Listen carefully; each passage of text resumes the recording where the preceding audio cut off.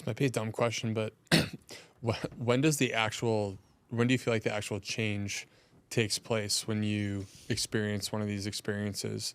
Is it like in the darkest part of like the visuals or like the drug episode, or is it like afterwards when you're going through like some sort of structured program? I think everybody is so drastically different. Yeah. Really?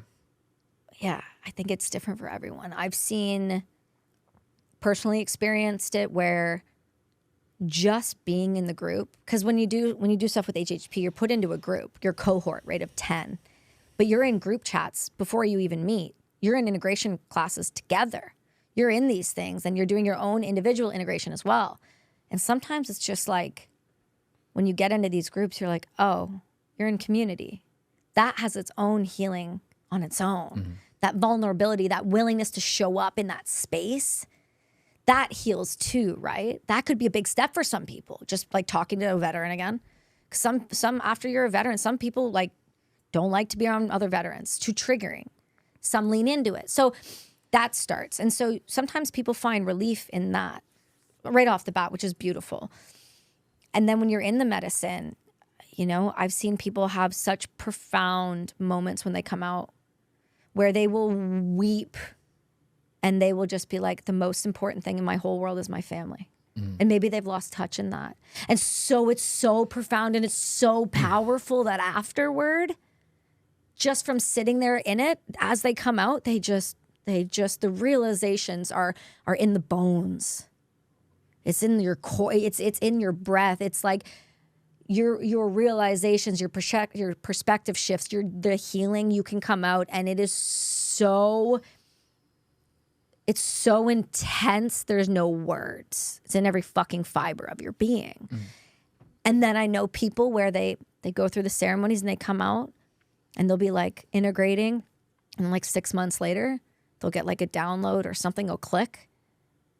And it's like, it all makes sense. Yeah. And then they just start to have that deep healing, and it could be later. So it's this really interesting thing because everyone's so different. The medicine speaks so differently to everyone. And it's what you need. It's never more than the medicine, in my opinion, from what I've seen, will never give you more than you can handle. And sometimes that might be the edge, and sometimes that's an ego death, or sometimes that's a death, or sometimes that's a sitting there weeping for hours, or just vomiting, or laughing. Nobody talks about that. Mm-hmm. Everyone's like, everyone just vomits, shits their pants. Yeah. That doesn't sound fun. It's not fun. I don't shit my pants. I mean, I've come close, but I've purged so much that you're so physically exhausted and taxed. But while I was going through that, I was having profound soul-changing moments